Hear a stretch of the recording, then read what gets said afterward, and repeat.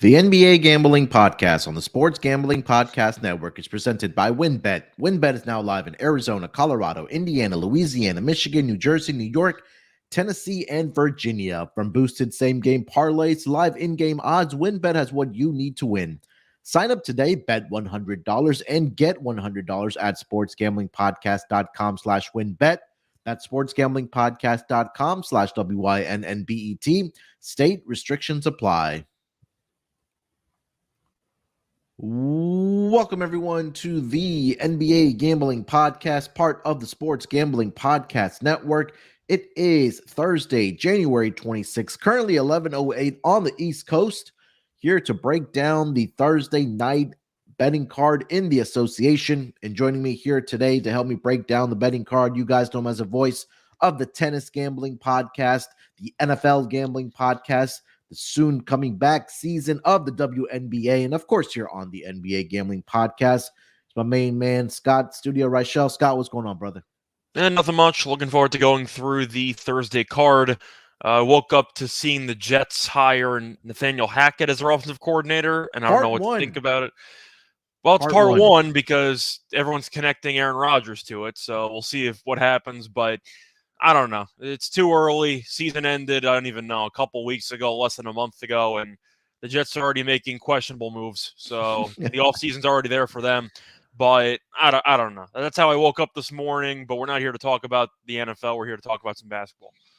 Yeah, another, I guess, great night of NBA basketball last night. We had some good marquee matchups last night for sure. I know we got robbed of, I don't know why Joker and Giannis were not on national TV, but I understand the angle of Simmons returning again to Philly there, but I think that's kind of overblown now. But that would have been a fun game to watch. I saw a clip this morning of Mike Malone saying that when you have two-time MVPs and it's not a national TV game, so it kind of told me that if it was on a national TV channel, that maybe Joker would have played in this game. But yeah, that was, I guess, I think we got robbed of that. But what was your kind of takeaways from last night? Your Nets did cover the spread, but just fell short of an outright victory in Philly last night. Well, the game itself was kind of nuts. It looked like Philly won the game about 7 times, and the Nets were somehow still hanging in there at the end. My main takeaway isn't even a positive. It's more of a negative. Just in general, something that I've mentioned before on the show, and I mentioned on Twitter, but I'll say it again. Referees love being seen on TV. It seems like every nationally televised game has north of 60 free throw attempts, and nothing's changed. There were 2 games yesterday, and each game had at least 63 free throws. And it just... maybe it's just me because on one hand I like points, the other hand I actually like a flow to a basketball game. Sure. I can't handle seeing free throw contests every time. And we've seen a lot of high-scoring games on TV lately. The 2 games yesterday, you can make an argument, well, it's Harden and Embiid, what did you expect? And I understand you're expecting free throws in that game no matter what. That Warriors and Grizzlies game was a rock fight for about a quarter and a half. And the game still landed in the 240s. Like it just, I can't even fully describe how annoying it is to just see constant ticky-tack fouls being called in the most important moments of the game. You have the Curry ejection, which on one hand, I know you shouldn't throw your mouthpiece. On the other hand, he wasn't aiming it towards anybody, so I don't really know why it was that big of a deal. But it seems like for these nationally televised games, I don't have the trends in front of me, but recency bias, I guess, a lot of overs and a lot of free throws. We saw Miami go, 40 of 40 from the foul line against the Thunder a couple weeks ago? Yeah, we did. And then last night, Philly went 35 of 36 from the free throw line. I think that was Miami. It was 40 for 40, right? It was like 39. I think so. The point is, there's just so many just a lot of free throws that turn into a free throw contest, and there's no flow. It's just a bad product. So, yes, the games were good based on actual competitiveness, but if you watch the Nets and the Sixers game, it felt like the game took 3 hours. Yeah. It was just constant free throw shooting. There was no pace at all to the game, and you had 80-plus points in the first quarter. He's like, whole foul and everything. I saw that score. I thought it was a halftime score, but I was like, oh, no, wait, it's only into the first quarter.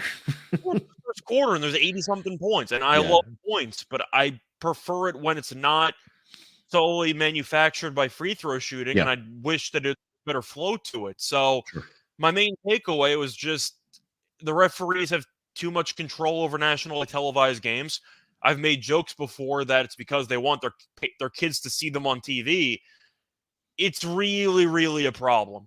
And I don't think they're going to do anything about it, but a lot of nationally televised games have way too many fouls, and it needs to be fixed.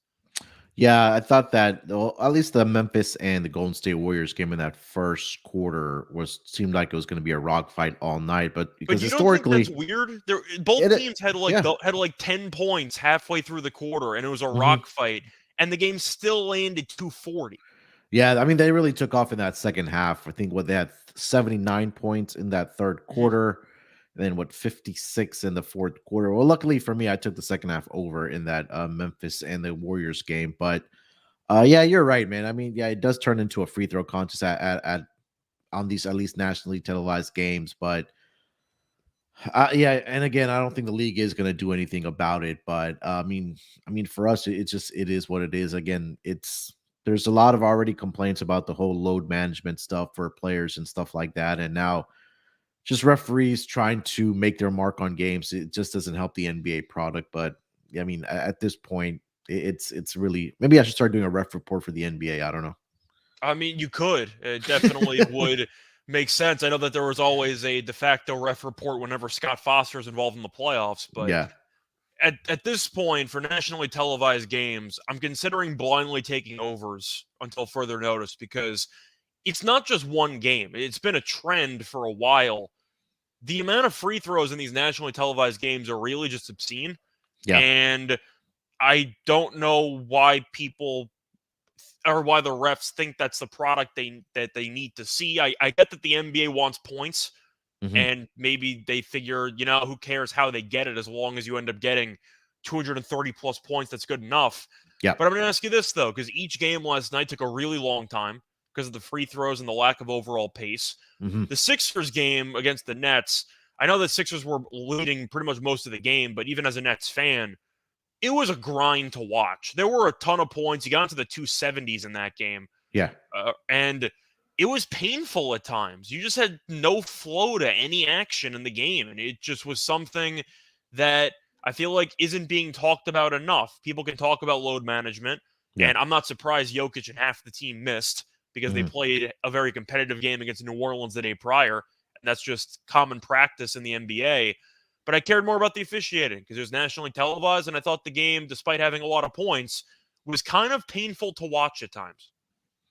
Yeah, I mean, look, when every other play there's a whistle being blown and a guy is headed to the free throw line. I mean, as if you had the over in the game, obviously you're excited about that. But again, if you're just watching the product of basketball and there's a whistle being blown and guy going to the free throw line, without us getting to watch some of the talent like Kyrie Irving on the floor, where on the basketball floor with the skill set that he has by his ways of finishing around the rim and how well a great dribbler that he is. Same thing with James Harden, Joel Embiid, where you get robbed of that sometimes. I think that's why a lot of times basketball fans, not even bettors, but just basketball fans, watch the game, because they want to see the best players in the world showcasing their offensive talents, and we're robbed of that when referees are blowing their whistle every other play. Like we mentioned, it is what it is. So I mean, I just want to read off, by the way, the disparity in the first half, second half free throw numbers in that Warriors and Grizzlies game, because as you said, and you live bet the second half over, the second half was significantly more high scoring than the first half, and you had 79 points in the third quarter. So in the first half, both teams combined for 24 free throws. I'm okay with that. 24, not a bad number. In the second half, so that's 24 for both teams combined. In the second half, the Grizzlies attempted 22 free throws by themselves. You had 41 free throws in the second half. So you had almost double the amount of free throws in the second half compared to the first half. And it wasn't even like there was some fouling at the end, because the game was one possession for the final couple minutes. To look at the free throw shooting in the Nets game, just to see what I can get here. So the Nets game had, I believe, 63 free throws combined. Looking at the second half, sorry, I'm just waiting for this to load here. Okay, so for the second half of the Nets and Sixers game, you had 31 free throws in the second half. So it was basically even first half, second half splits with the Nets and Sixers game. But when you have almost twice the amount of free throws in one half for the Grizzlies Warriors game, and it's when the game actually is on the line in the second half, that's a problem. And once again, you went from having a rock fight to 79 points in the third quarter. Now, some of that's pace and some of that was bad shot making in the first half, and that fixed itself as the game went on. A lot of that had to be manufactured because it seemed like, based on how the game was officiated, especially with the technicals and the ejection for Curry, it seemed like the referees got a call at halftime and said, call more stuff, didn't it? It really did. And I don't know, man. We can sit here and talk about it, we can complain about it, but at the end of the day, it's like the league will do whatever the hell the league wants. And again, a lot of people are turned off by the NBA with all the load management stuff and, with referees, not only in the NBA, but all across all sports as well, right? Like the official that's officiating the Super Bowl this year was the referee that called the most amount of penalties in the entire NFL this year. He had like 200 plus flags that he threw in the regular season. Now he's officiating the Super Bowl. And I think that, it's one part of it. It's in the NBA as well, but it happens across all sports. And I've tweeted this out as well as at what point do we hold officials accountable for missing calls or making the wrong calls as well? Because there was a while back where I saw something on Twitter that I think in the Euro leagues that if you miss a call or you didn't make a call or something like that, that you get suspended. That referee gets suspended for X amount of games, and they hold them accountable. It doesn't happen here in American sports for whatever reason. So you're not a fan of the random ref report a day after, which does absolutely nothing to change the outcome of the game. Like what is the point of it? Like the last 2-minute report. I think Donovan Mitchell tweeted it yesterday that Donovan Mitchell got fouled 2 times in that game against the Knicks. That the referees missed 2 calls, and for the record, I still don't think Hartenstein fouled them. I don't even agree with the updated injury ref report because I don't know what Hartenstein's supposed to do in that situation. Mitchell just trucks into him. Hartenstein puts his hands up and then blocks the shot. I don't know how that's a foul on Hartenstein. So even with the ref reports, I still don't even agree with the results they come up with. But I just have to bring it up because a lot of people talk about the load management, which has been an issue for a long time. But I cared more about the ref stuff because for a nationally televised game that was very close with the Nets game and the Grizzlies game, both games took basically 3 hours. That shouldn't happen. And if last point about this, if I told you the Brooklyn Nets without even looking at the free throw disparity, if I told you Brooklyn last night shot about 64.5% from the floor and 53.8% from the 3-point line, how many points did you think they would have won that game by? I probably would have guessed they would have won that game by 10. I know Philly missed 1 free throw in the entire game, which was kind of the story, but Maxey went nuts in the first half. Embiid went, I forgot what the hell he went. He went like 13 of 13 from the line. Doubled. He went 13 to 13. Harden went 6 of 7. But the point is, Philly was plus 14 from the free throw line, right? Kind of this conversation that we're talking about here. So, I guess more positive stuff that we can talk about. Dame last night went absolutely nuts against the Utah Jazz. He drops a casual 60 points in that game against the Utah Jazz. I think he had 50 at the end of 3 quarters, came into the fourth quarter, pretty much sealed the deal for the Portland Trail Blazers. He drops a casual 60 last night. Very efficient as well, Scott. 40 minutes, 21 of 29, 9 of 15 from 3-point line, and 9 of 10 from the free throw line for Dame last night. Yeah, he was unstoppable. There's really not much more to add there. I still don't think Portland's a very good basketball team. But Lillard is a great player. There's not really a shock, We know that he's capable of going for these insane games. The past month, he's been great. The team just hasn't won because they managed to blow 20-something point leads at half to the Lakers. But still, I have to at least point out that Lillard, you can make an argument to maybe trying to make a late All-Star push. I think he's going to get into the All-Star game anyway, but you can argue that he's on the fence because he won't be a starter this year. I think we can agree on that point. Yeah. So, maybe he's just trying to put the finishing touches on his all-star game resume. But he was great last night. And, he, of course, had the performance of the night. Honorable mention, though, to your guy, Baby Joker over there, who in a loss had a triple-double. But yeah. Baby Joker is in full. They're finally playing. Like, I've actually been watching the games now. They're actually like playing through Şengün, and it's been is working. Kevin Porter still injured though, or is he actually? Yeah, back he's still out. That's why you're playing through him. As soon as Porter comes back, you're going right back to a lot of isolation fadeaway jumpers. Yeah.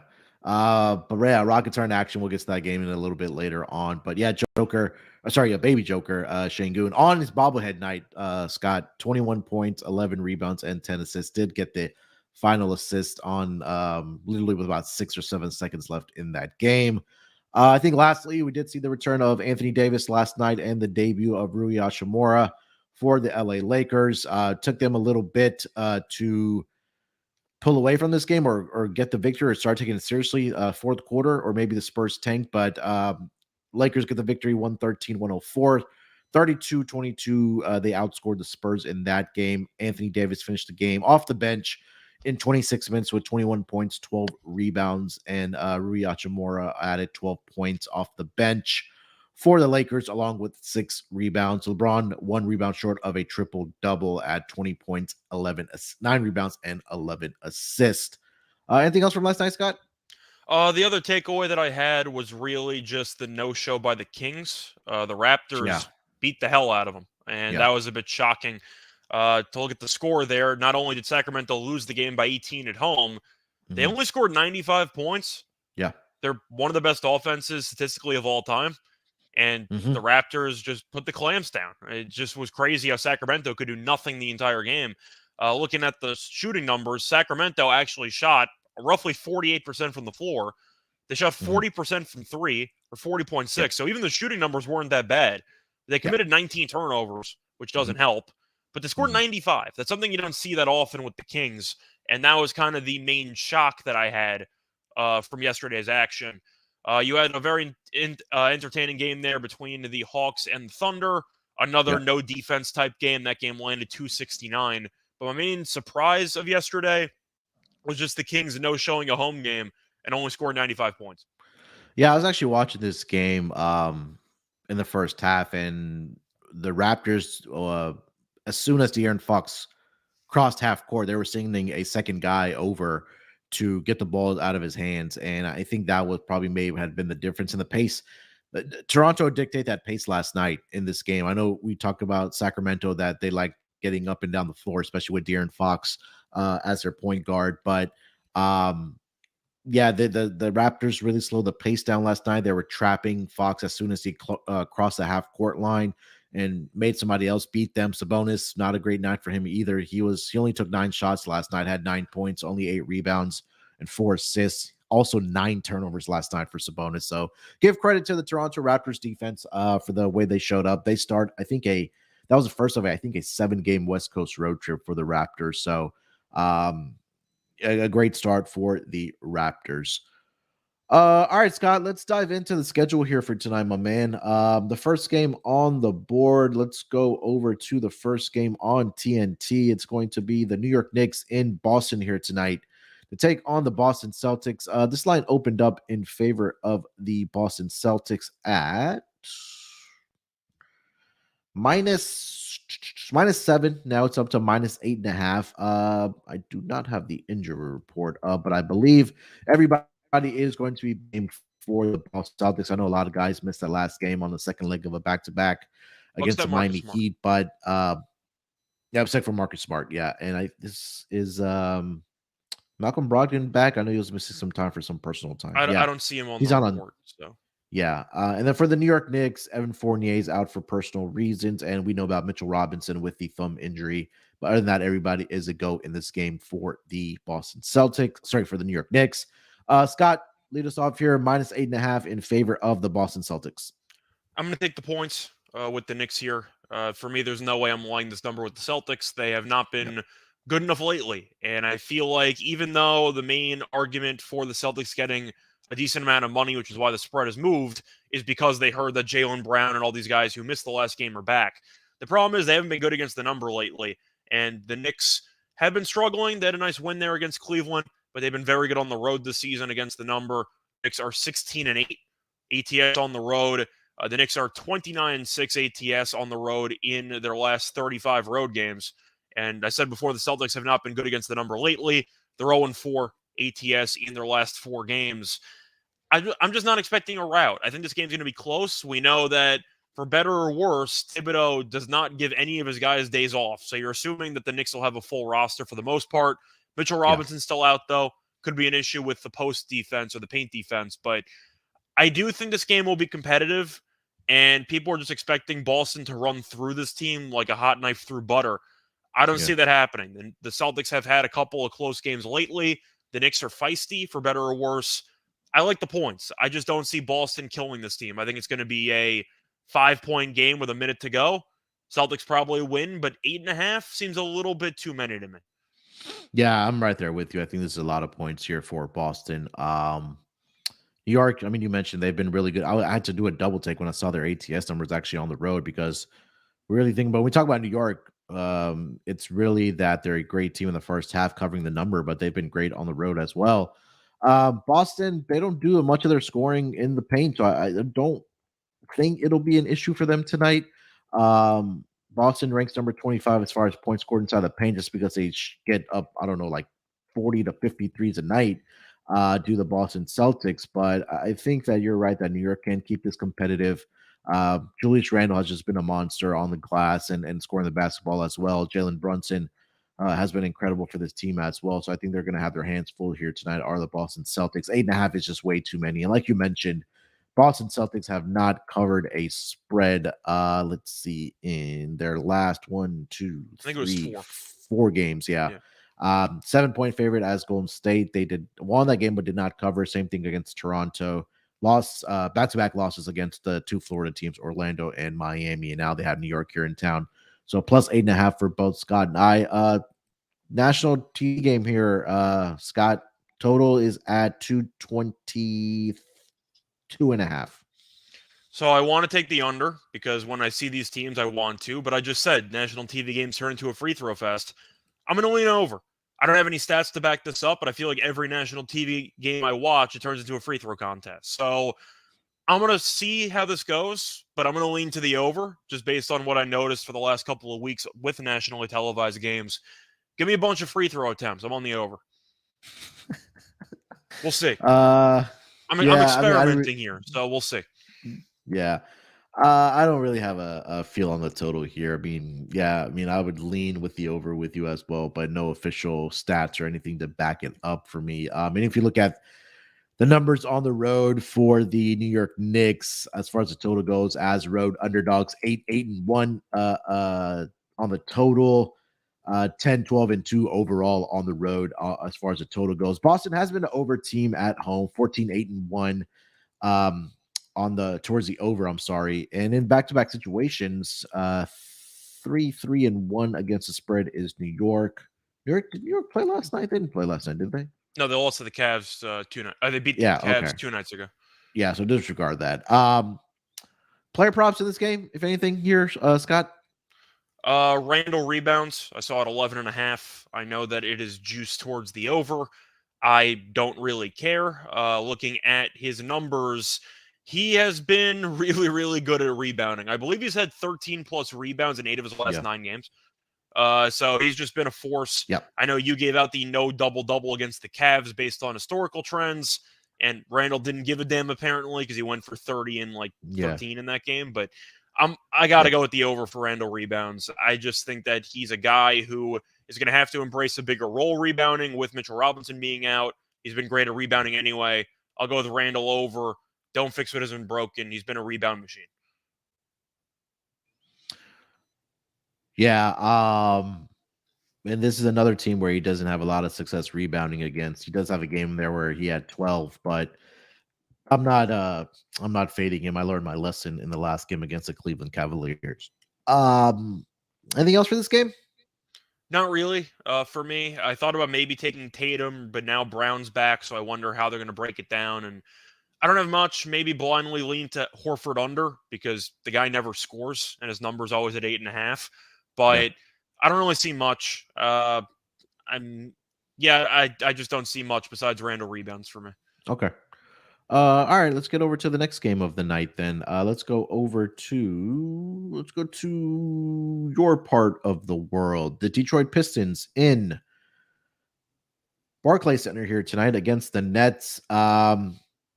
Nets on a back-to-back situation like we've talked about. They played the Philadelphia 76ers in Philly last night. Traveling back home now to host the Detroit Pistons. This line opened up at -9 in favor of the Brooklyn Nets. The number is now sitting at -7.5. Also see some -7s out there as well. Total opened up at 233. That number has been bet up slightly to 234. Do see some 234.5s out there as well. Looking at the injury report for the Detroit Pistons, we know Marvin Bagley and let's see here, Kate are going to be out for sure. Corey Joseph is also out for this game. Isaiah Livers and Isaiah Stewart. So both Isaiahs are questionable here tonight officially for the Detroit Pistons. For the Brooklyn Nets, this is where it might get interesting. They may end up sitting all these guys here tonight because they're on a back-to-back. I'll probably don't expect Ben Simmons to play here tonight, but Scott, you're the Nets fan. What do you think? Do you think they're going to be sitting guys, or do you think Kyrie goes? Do you think Ben Simmons goes here tonight? I think they're going to sit some guys just based on how that game went and how the pace was crazy and how many points he had. I think that they're in line to probably bench a guy or two. I was going to take the Nets. I was going to take the Pistons, but now Corey Joseph is out. So that changes everything. Now I'm going to lean to the Pistons anyway. I just think it's a good spot for Detroit. This team's awful. They're terrible on the road. And as a Nets fan, you can make an argument that this team will be motivated after losing to Philly. I think they're going to be exhausted.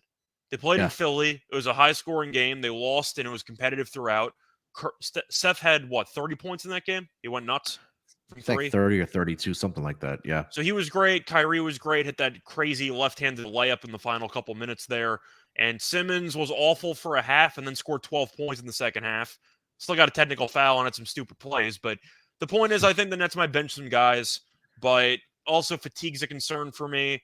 And the Nets, as big favorites, have not done that well this year. They've really let other teams hang around. The Pistons have hung around against this team before. I'm going to take the Pistons. I think there's a reason why this line has dropped about 1.5. And I think that people are going to blindly take the Nets because they scored basically 130 points last night. But I don't really care about it because they're traveling back home, back-to-back. Detroit has, I don't want to say given the Nets problems recently, but they have had a couple of close games against the Nets. I'm going to link to Detroit. I think that it's a good spot to really consider taking a shot with an underdog against a team that might not be fully mentally focused for this game. I'm going to lean to Detroit.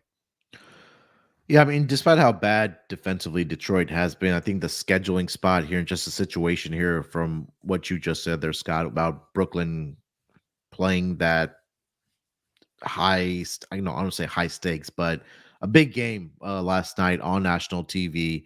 Having to travel back home now to take on a team that's one of the worst in the entire association. How do you get up for this game, right? And I think that they all got up for last game because with Simmons going back there and the fact that the Nets with the Harden trade and everything, I think those teams just hate each other. We saw the amount of technicals. Sure. I believe there were 6 technical fouls in that game. Montrezl Harrell and Claxton were talking crap to each other before the game.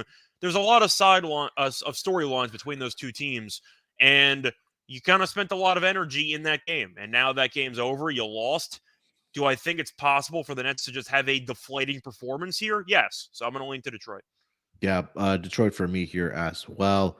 Looking at the total, it's actually been bet up to 234.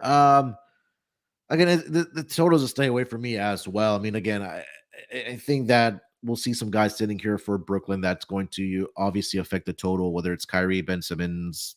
I mean, you might see Curry sit injury management reasons. I didn't have an opinion on the total. Do you have anything? No. I thought about the over, but I can't play because I don't know who's going to play for the Nets. So for me, it's a no action. Any player props you're looking at least for the Pistons side? That's a great question. I don't really know because the Pistons, I don't know which player you can really trust. Duren rebounds, Duren double-double, I have to be tempted by because he had a massive game the last time out. Ivy had a double-double. Good for him. I know that was 20-something to 1 for him to have a double-double. Maybe that rolls over into this game, but it's mostly Duren. Claxton had a great game last night against Embiid. Is there a chance maybe he sits? I don't know. We'll see. But I think Duren could be in line for a massive game there. I like him double-double, Duren rebounds, all that stuff. Yeah, Duren's been he's been my MVP this season, and I've been backing his rebounds almost every single night when he's been playing, and it's been cashing out at a very, very high rate. Last game against the Bucks, he finished up with 15 rebounds. He had 12 against the Chicago Bulls, 11 against the Warriors, 11 against the Blazers. I think he had 11 in a matchup earlier this season against the Brooklyn Nets as well. It is a little bit juiced at minus 135, but again, with the injuries that this team does have to the front court, especially if Isaiah Stewart's not able to go here tonight, the bulk of the minutes are going to go to Jalen Duren. So if you want to take a look at his double-double or just his rebounding prop, I'm right there with Scott on Jalen Duren here tonight. All right, before we continue handicapping these games, let me tell you guys where you can actually bet on these games, and that's going to be at our presenting sponsor. That's going to be over at WynnBET, and WynnBET is the official online sports book of the Sports Gambling Podcast Network. WynnBET is active in a bunch of states, and there are a ton of ways to win, including live betting and same-game parlays. The NFL playoffs are here.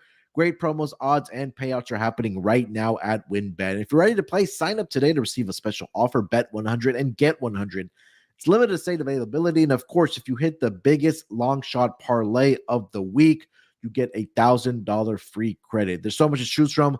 All you have to do is head to sportsgamblingpodcast.com/WynnBET so they know that we sent you. That's sportsgamblingpodcast.com/WYNNBET. Offers up to change. Terms and conditions at WynnBET.com. Must be 20 years or older and present in a state where playthrough WynnBET is available. If you're or someone you know has a gambling problem, call 1-800-522-4700. All right, Scott, next game on the schedule is going to be the Chicago Bulls headed to Charlotte to take on the Hornets. Looking at the opening line for this game, the Chicago Bulls open up as a 5-point favorite. That number's been bet up to -6. Total open up at 233.5. That number's at 234 currently.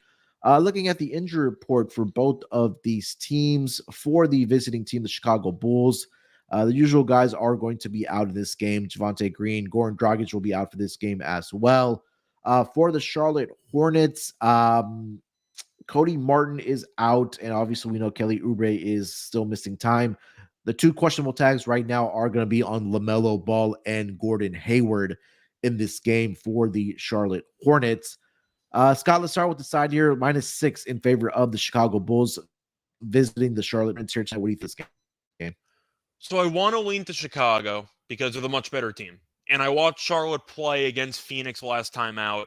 I thought that Charlotte was the worst team in the league. Charlotte was awful. They were down 30 at basically halfway through the second quarter. Had a bit of a run there, made it somewhat close, and the Suns killed them in the end anyway. Chicago blew a massive lead to Indiana with no Halliburton. And that team hadn't won a game without Halliburton. I'm really on the fence on this one because I know how bad Charlotte is. That team is awful. But Chicago on the road is terrible too, and I don't trust them late in games, especially with Levine's decision-making, who was brutal in the final couple minutes there against the Pacers. I think I'm going to lean Charlotte. I hate this game from a side perspective. I don't trust either team, but I've been hurt too many times laying points with Chicago on the road. I can't do it. I'm going to lean Charlotte. I hope they'll find a way to do it, but I don't have a strong opinion on the side. I'll lean Hornets because I definitely do not want to lay 6 with Chicago on the road. Yeah, Chicago so far this season, I believe, are 0-5. Yeah, 0-5 as a road favorite. But you kind of take a look at the head-to-head meetings between these two teams, at least over the last, let's go back to about 20. Let's go back to 1, 2, 3, 4, 5, 6. Over the last 7 games, Chicago has won 6 out of the last 7 meetings between these two teams, including a game earlier this year where they won 106-88 in their home building, though. But they've won 6 out of the last 7 games, and all 6 of those games that they won by was by double digits. Last game they won by 18. They did take a loss last season, the last game in April. against Charlotte, 133-117. Prior to that, they won by 12, 14, 21, 17, and 13. I'll put faith in them. Give me the Bulls minus the 6. I think I like it better for the first half here, Scott. Minus, I think it should be -3 then if it's 6 in the first. Sorry for the whole game. Let me find it. Fight. Once again, I think Charlotte's one of the worst teams in the league. They're terrible, but the Bulls. Yeah, I see like Dirk playing the first half because they're a terrible fourth quarter team. They are so bad late in games, and Levine makes dumb decisions. I know DeRozan's great late in games, but they try to force feed him the ball, and it hasn't really worked out this year as much as it has in previous years. I think it's a good spot for a live bet for Charlotte if the line goes up. Bulls first half I like, but over the course of a 48-minute game, I don't trust Chicago enough late in games. So it's really an ugly game. There's no chance I bet this game. No chance at all. But I do think that if you're going to give me 6 points or so against a team that's been awful in the fourth quarter of games and have found a way to choke a bunch of games they should win, there might be a bit of value there. But once again, Charlotte is a horrible basketball team. They're really, really bad. Yeah. T-Rock 3 pointing out Bulls are 27-19-1 against the spread in the first quarter. And Mr. System Play of the Day, first half system play of the day for Cameron Kerr, Bulls -3. So at least me and Cam are aligned on the Bulls in the first half. T-Rock pointing out he also likes the Bulls in the first quarter and first half. Yeah, I can't argue against either one of those, but let's get over the total here, Scott. Currently sitting at 233.5 over on WinBet. 234 now. Any thoughts on the total? I want to lean over, but Charlotte can't score. They've scored less than 103 points in each of the last 2 games. They only scored 102 against Utah. That's a bit of a red flag. And scored 97 against Phoenix. I mean, the first meeting was pretty low scoring as well. First meeting ended up landing in the 190s. I think I'm going to lean under. This number just seems a little bit large when a Charlotte team that can't score is involved. Yep. I'm going to lean under. I think this number is a bit high. If I see LaMelo Ball gets ruled into this game, I'm automatically betting the over. Okay, that's fair. I mean, we know how bad he is defensively. If you want to bet an over, maybe look at Bulls team totals, first quarter, maybe first half, maybe even full game. Again, this defense has just been absolutely atrocious so far this season. They're just not a very good basketball team, pretty much what Scott has said. Now let's get over to some player props in this game. Anything that you do like? For player props, I know Levine historically has been really good against Charlotte. I'm expecting a decent game from Levine after he indirectly punted the last game against the Pacers. I've been on Vucevic rebounds for the last couple of games. I've mentioned it on the show, and he's not rebounds. Sorry, I've been on Vucevic assists for the last couple of games, and he's been very, very selfless with the basketball.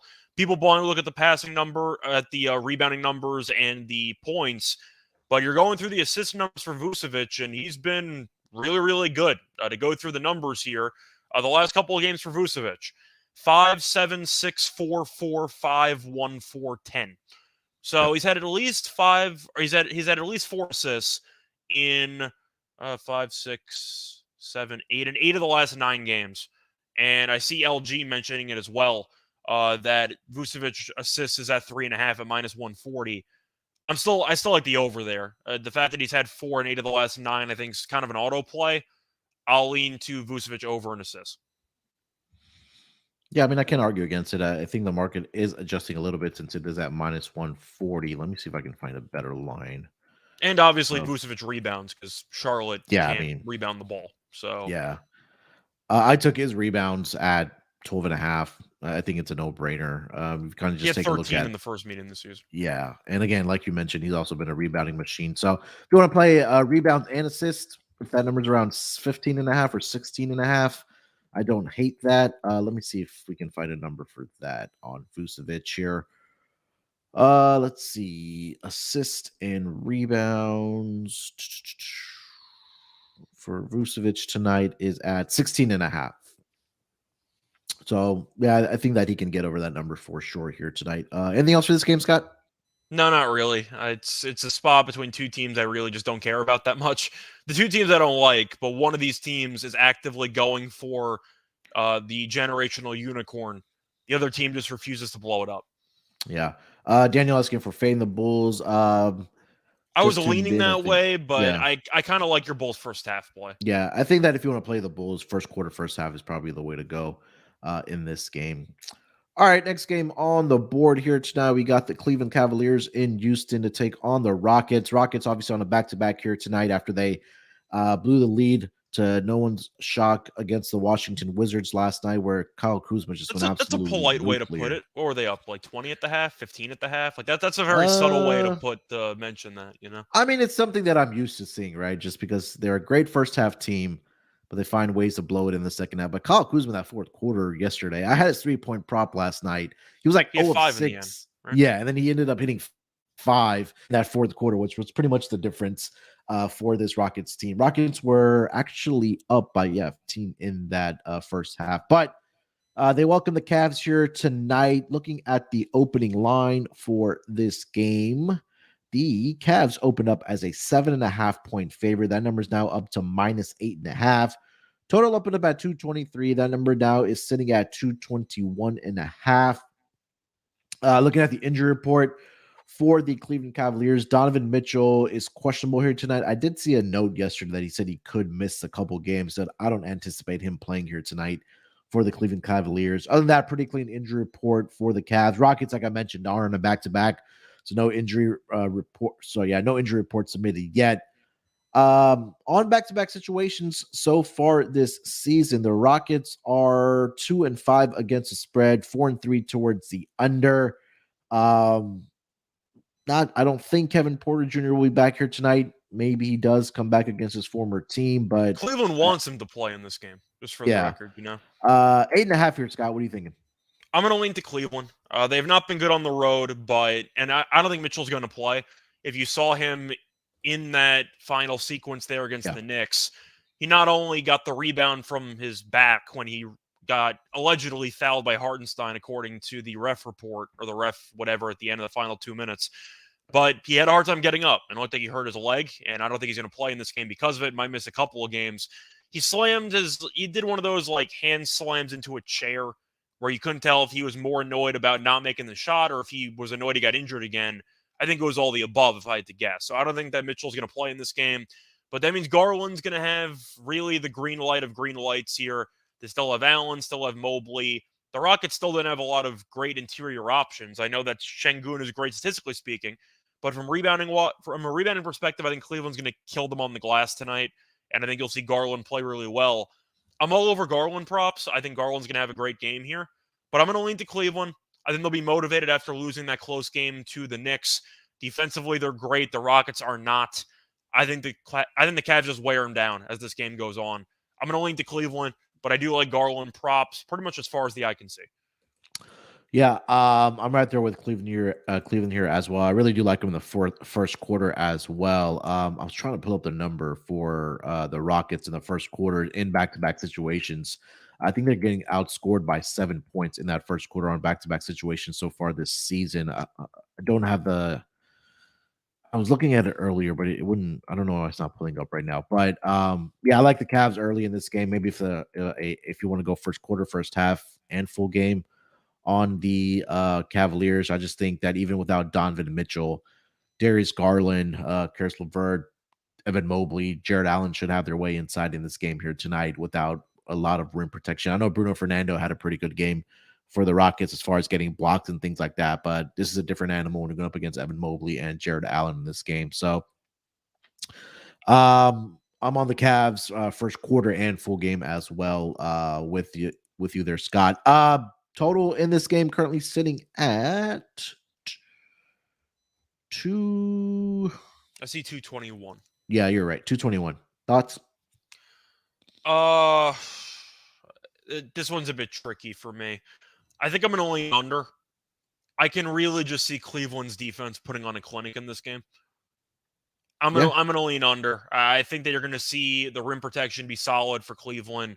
Houston might give up a bunch of points, which is the concern. But with Mitchell potentially being out, I'm hoping Cleveland kind of just plays a little bit slower and methodically because of the fact that Garland's going to run a bunch of pick and rolls and probably get a bunch of assists, which might take some time off the shot clock.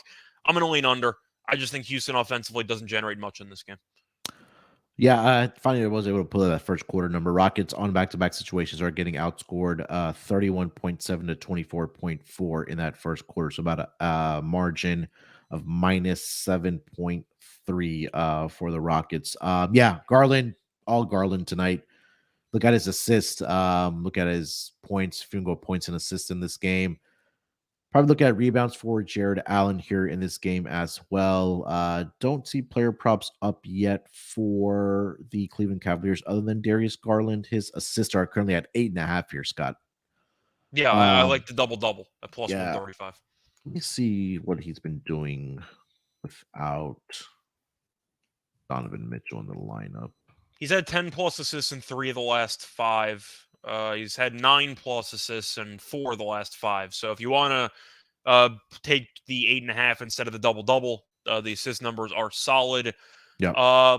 I'm trying to also potentially look at Garland's steals. He's had 2 steals in each of the last 4 games, and we know that the Rockets are pretty turnover prone. Yeah, that's a great call. Let me just see if that's plus. I'm assuming it's plus money for 1.5 steals, but that might be a sneaky defensive prop to look at for Garland. Yeah, 1.5 steals for Garland is plus 140 on the over. That I like. That's a great call. I love that. Even without Donovan Mitchell in the lineup, he's had 2+ assists in 3 straight games. He's actually had 2+ starting up steals. I'm what I'm trying to say. I'm sorry. So 7 games without Donovan Mitchell. He's had 2+ steals in 6 of those 7 games. I don't think that's really correlated, but you're right. The Rockets, this team is very, very turnover prone. And I think there's going to be a great opportunity for Garland, whether he's guarding Jalen Green, whether it's Eric Gordon. I think that he can definitely get the steals here tonight. I'm going to add that to my card here tonight. By the way, Houston for stats is allowing 8.9 steals per game, which is the most in the league. Yeah, there we go. Great call there, Scott. Anything else for this game? No, not for me. Maybe double-double, just blindly take Allen and Mobley and just hope one of them kind of goes crazy there, because Allen, you're assuming he's going to get there, but it should be a minus price. I mean, I don't know why you'd get any value on that when, no offense to Şengün, I love Şengün, but Allen can get a little bit higher off the ground. Yeah. Is that a fair way to put it? Definitely. Yeah, so 100%. Let me just see quickly what I can see for Allen double-double. Allen's plus 135. I know he went to UT, but I don't think he's from the Texas area. Is he? Let me double. He is, but let me see how he's done historically against plus the 135 Rockets. though. Like, I got to assume Allen's going to finish with 12+ rebounds in this game. Yeah, he had a stretch where he had 5 straight double-doubles against the Rockets, but his last 2 games he didn't quite get there. But again, he wasn't playing a lot of minutes. He didn't play a lot of minutes in those 2 games, but I think he should have an easy time here tonight. I mean, there's no question about it. I know Şengün's not a very good rim protector, and definitely Jared Allen can get those rebounds for the Cleveland Cavaliers here tonight. So at plus odds, I think this is probably one of the worst games of the night, but there's the same game parlay you can probably put together for this game. Yeah. All right, let's keep it rolling here. 2 games left on the schedule. Maybe the game of the night here. The Dallas Mavericks in Phoenix. Second game of the doubleheader on TNT here tonight. Mavericks visiting the Phoenix Suns. Looking at the opening lines for this game, the Phoenix Suns opened up as a 1.5 point favorite. That number has pretty much stayed the course at minus 1.5. Total opened up at 223.5. That number is now at 221.5. Do see some 221s out there as well. So money coming in on the under in the game between these 2 squads. Looking at the injury report here, start with the Dallas Mavericks. The 2 guys that have been out are going to be out, Christian Wood and Maxi Kleber. For the Phoenix Suns, DeAndre Ayton is probable here tonight. Devin Booker is going to miss at least another week. Campaign continues to be out, and Landry Shamet is going to be out as well. Phoenix, they're starting to win some games here, Scott. They've won now 4 in a row. They got Chris Paul back earlier this week. So it looks like it's starting to the tires are starting to turn in the right direction for the Phoenix Suns. Dallas comes into this game who has just not been very good against the spread. Overall, they're 16-31-2 on the road, 7-16 as a road underdog, which they are barely here tonight. They are 3-7, but even as a road favorite, they're only 4-9 against the spread. You continue riding the winning streak here for Phoenix, or which way are you going in this game here, Scott? It's so tough because Dallas is so bad. This team Yeah. is so bad. And the last time we were on the show, I ended up actually taking the Wizards against the Mavericks, and they won the game outright. So I'm, of course, anti-Dallas on the road. Phoenix at home has been great. Having said that, the Mavs own this team. Yeah. It seems like there's a mental block for Phoenix, and they just can't get over it. I think I'm going to lean to Dallas. Okay. I don't feel good about it. I'm probably not going to play it, but Phoenix just matches up horribly against this team, I guess. So Yeah. I'm going to lean Dallas. I also want to lean under, but it's a nationally televised game, so I'm going back to the over. I'm going to play this out. I'm going to see what happens. Worst case is we're going to experiment in a mad scientist fashion and see how this pays off. But we're going to go with the over because it's a nationally televised game, and I'm hoping you get 60 free throws at halftime. But I'm going to lean Dallas just because of historical trends. Really nothing that I'm strongly opinionated about for this game. Sure. But Dallas seems to always get up for these matchups against Phoenix. Maybe it's a little bit different because Booker's out, but I'm going to lean Dallas just based on how well they've done in the head-to-head lately. But I have no interest in betting this game. Yeah, I'm going to ride with Phoenix here. I think that they got Chris Paul back. They got Cam Johnson back. I mean, those are two good pieces to get back, especially with a team that was absolutely depleted. And we saw some of the lineups that they were throwing out there. I mean, no offense to those guys. They were competitive in some of those games, right? They got the outright victory against the Warriors. But I think that right now for Phoenix, they have Dallas coming into this game or into their building here tonight, a team that eliminated them last year in the playoffs. And like you mentioned, Dallas does kind of own this team. But I think this is an opportunity for Phoenix to really clamp down on defense. I think this might be a big game for DeAndre Ayton. I know he's listed probably here tonight. There's literally no rim protection for the Phoenix Sun. Sorry, for the Dallas Mavericks here tonight. So if Monty Williams is smart, they're going to feed the ball here to DeAndre Ayton in the post, get him some easy baskets. Cam Johnson he's been back. He's been shooting the ball well. You still have Mikal Bridges out there, Chris Paul. So I think there's enough for this Phoenix team to get the victory here tonight. I also mentioned this.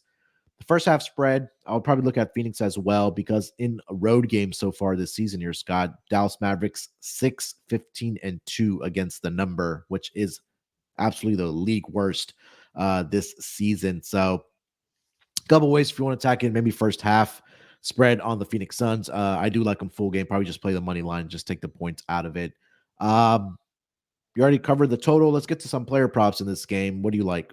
I like CP3 assists. I think he's probably going to go for a double-double in this matchup. You mentioned that Ayton could have a field day here. That means a lot of pick-and-roll passes to Ayton. So I'll take the Chris Paul double-double. Yep. I think Luka's going to go nuts in this game. Mm-hmm. It's a nationally televised game against the team he probably hates the most. Maybe the Clippers, but it's close. I think Luka's got a shot to go for 40 tonight. So I think Luka probably puts on a massive game on national TV. So I'd look for him. Trying to think what else I'd consider liking. Probably Tim Hardaway Jr. threes. Yeah. But not really much else. Can I get unders on Reggie Bullock, or is that not a thing anymore? I thought he had started shooting the ball really well, or not really well, but pretty well from what he was doing. I mean, there's only really one direction for him to go after what he was doing, but let's see here what he's done. Last 5 games, he's averaging 9.2 points. He's shooting 46.2% from 3-point line, Scott. So he's doing better. That is true, except the last 2 games he scored a combined 3 points. Yeah, that's true too. Well, let's see so how he's done. Just going to throw that out there. He was very, very good for 4 straight games where he had double digits, but he went back to having 0 against the Clippers, 0 for 4, and he went 1 for 5 against the Wizards.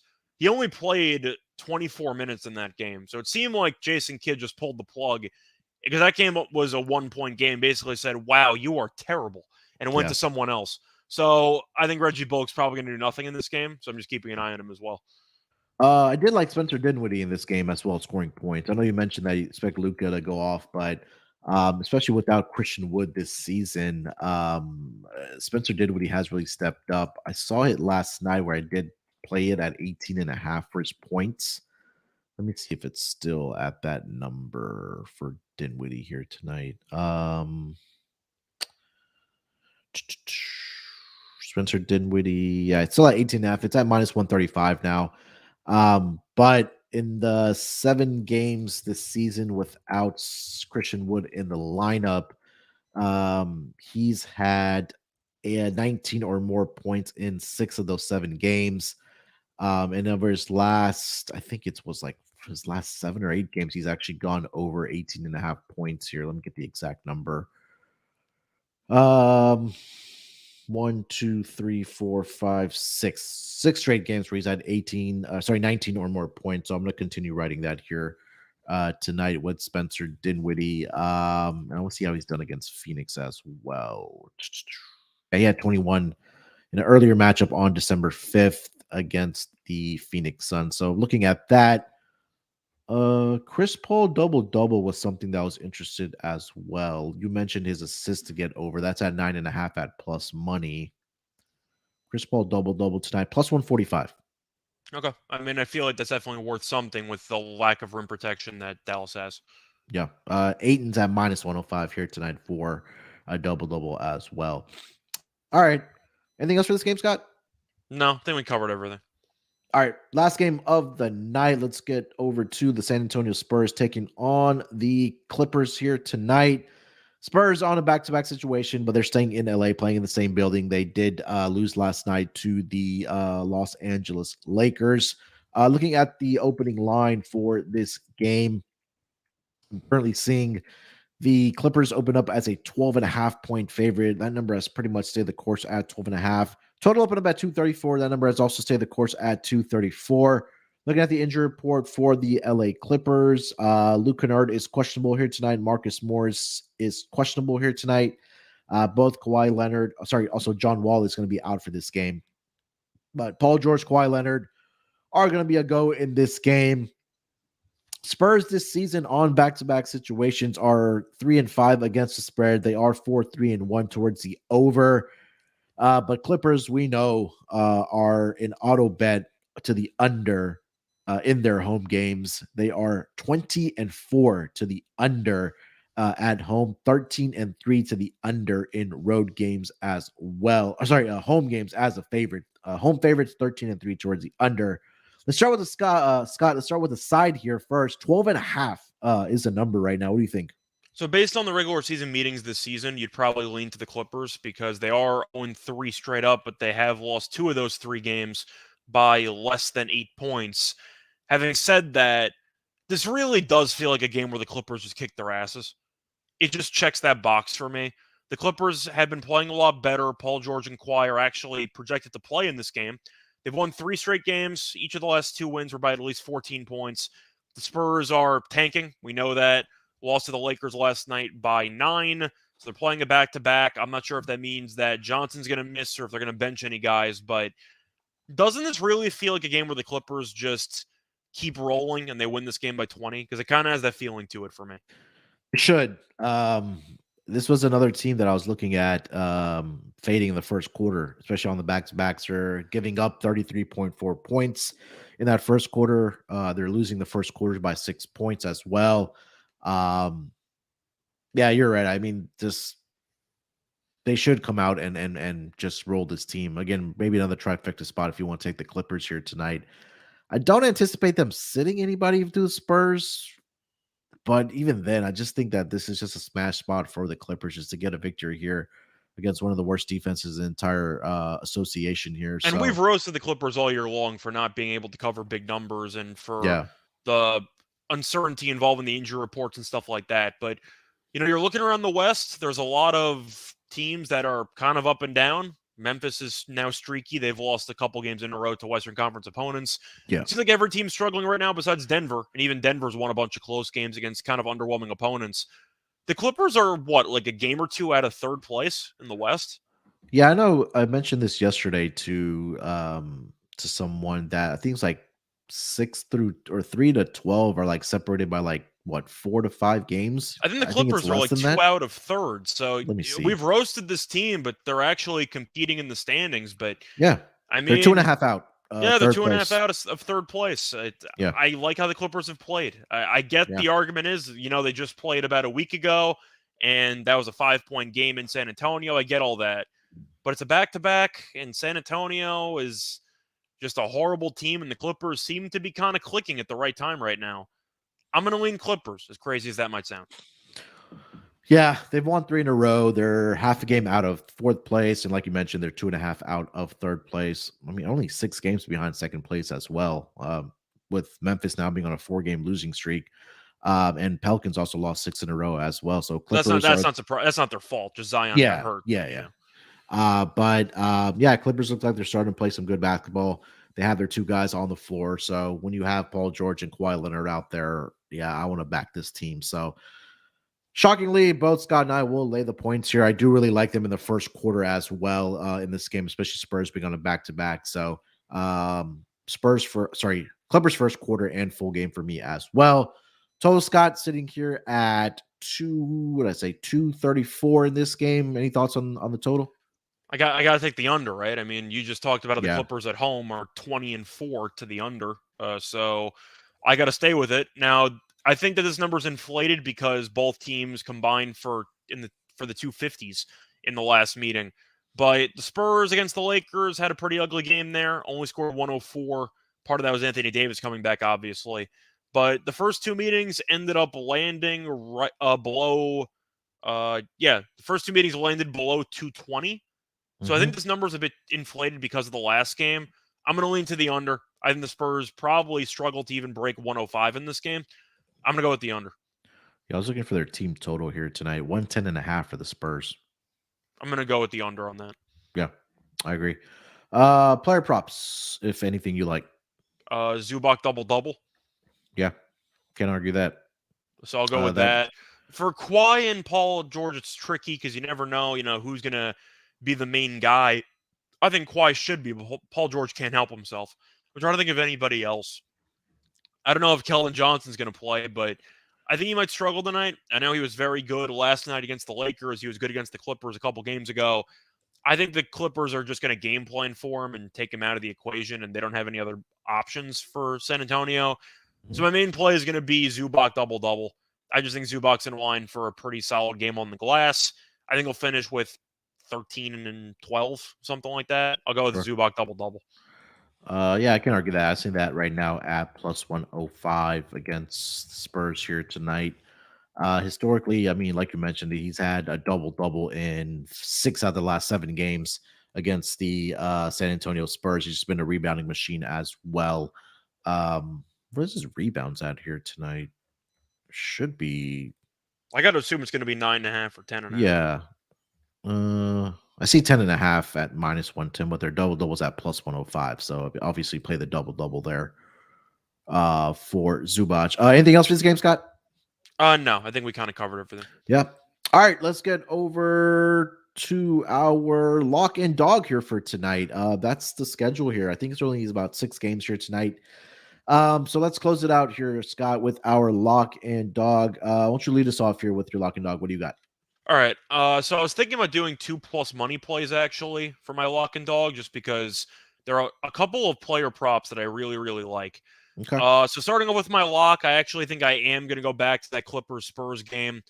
I'm going to take the Zubac double-double at plus 105. I just think it's a very good price. You're looking at the game from a couple of days ago, and Zubac, first of all, had 12 points and 16 rebounds. Second of all, we know that Zubac is pretty matchup dependent because he's not exactly good at guarding on the perimeter. Mm-hmm. He played 36 minutes against the Spurs. So the Spurs couldn't play him off the court. And if that's the case, I'm going to love the workload that he gets. And he had 12 and 16. You mentioned he's had a double-double in 6 of the last 7 meetings against this team. And it's plus 105. So my lock's going to be Zubac double-double at plus 105. I think he's going to play a decent amount of minutes. And I know the Spurs are not good at rebounding, and they give up a bunch of points per game in the paint. Give me Zubac to have a good game here. I'll take Zubac double-double at plus 105 as my lock. Okay. For my dog, what do I want to go with? Do I want to go with Jared Allen double-double, or do I want to go with Garland over 1.5 steals? I really like that steals one. I think I'm going to go with the steals. Yeah, I like that. I forgot. I said it was 140 or 145. Here, I'll double check here for you. Steals for Garland here tonight. Where is he? Plus 140 is what I see. Let me see if I can find another. I'm just going to shop around quickly and see if I can Yeah, find let's see. else. Garland, Steals. Yeah, plus 140 is the best one I see, unless you see something else. That's all I see. So I'll go with Garland over 1.5 steals at plus 140. He's had 2+ steals in each of the last 4 games. But you're looking at Houston. I mentioned it before. They are allowing the most steals per game. They're allowing 8.9 steals per game. But Garland should get a big workload here because Mitchell, I think, is not going to play. So I expect a pretty large amount of playing time for Garland in this one. Give me the steals. I'll go with a unique prop there at plus 140. Love it. All right. For my lock, I am gonna go. Give me Clippers first quarter here tonight. I'm trying to see what that number is in the first quarter. Let's see. Ooh, 4.5. Actually, you know what? Give me Phoenix here tonight. I'll take the Phoenix Suns. Minus 1.5 is where I currently see over at WinBet. I know that we talked about the Mavericks have kind of owned this team over the past couple seasons here, but Phoenix is starting to figure it out. They've got some guys healthy. They got Chris Paul back, like we mentioned. DeAndre Ayton should be going in this game as well. Cam Johnson is back as well. You still have Mikal Bridges out there, and then their role players have been playing well for this team in the absence of some of their key role players as well. So I think that Ayton should have a big game here tonight. We talked about Christian Wood not being in this game. No Maxi Kleba as well. So rim protection is really what Dwight Powell for this team. And I think that, like you mentioned, there's got that the pick and roll with Ayton and Chris Paul should have some success here tonight against the Dallas Mavericks. So they've won 4 games in a row here. We talked about the ATS numbers as well for the Dallas Mavericks on the road, where it's just not very pretty overall on the road so far this season. 7-16 against the spread. They're 3-7 as road underdogs, where they are slightly here. So I'll take the Phoenix Suns minus 1.5 on the spread. Or if you just want to play the money line here, I see that at minus 125 currently over on WinBet. So I'll take the Suns as my lock. For my dog, I'll stay in the same game. Give me Chris Paul double here tonight.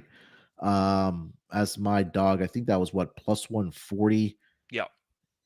For his double. Yeah. So again, the assists are going to be there for Chris Paul. We know that he can knock down the mid-range jump shot, get to the free throw line, knock down his free throw. He's a great free throw shooter.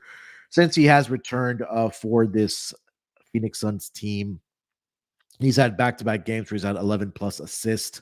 He's had a double in both of those games as well. I think he should have a big game here tonight for the Phoenix Suns. So I'll go in the same game here. Phoenix money line as my lock, and then Chris Paul double plus 140 as my dog for tonight. All right, that's going to do it for this edition of the NBA Gambling Podcast. Scott, anything else we need to mention before we get out of here, my man? Not really. You can find me on Twitter at Reichel Radio. I'll be back once again tomorrow with Terrell for the Friday card. Yep. Besides that, though, yeah, just looking forward to the NFL for the conference title games. I know Terrell and I recorded the NFC title game preview. I'm not sure if that got posted yet. I think it did, but I'm not sure. But either way, it will be up at some point today, worst case scenario. So keep an eye on that if you want some DFS picks, if you want some player props, or if you want some breakdowns on the actual game itself from a spread and a total perspective. So keep an eye on the NFL Gambling Podcast. And I also will be recording a tennis gambling podcast tonight for the Australian Open semifinals. There you go. Make sure to check out Scott on him and Terrell on the NFL pod. They did the NFC Championship game betting preview, DFS, player props, and all that good stuff. Tennis pod as we are the semifinals now, right, Scott? Yes. Yeah, look out for that. And then, of course, Scott and Terrell will be back tomorrow for the NBA Gambling Podcast for the Friday games. Follow me on Twitter at SportsNerd824. If you haven't already, hit that like button for us on the stream here on YouTube. And a big favor, if you guys are on Spotify and you do listen to the pod on Spotify, leave us a rating there. Leave us a 5-star rating if you can. It'll only helps us grow the show and it'd be one of the best NBA pods out there. So do us a huge favor if you haven't already. Leave us a 5-star rating on Spotify for the NBA Gambling Podcast. And I'll go, of course, also all the other pods that are on the Sports Gambling Podcast Network. All right, Scott and Terrell will be back tomorrow. Good luck with your bets here tonight. Let's break these books off and let it ride.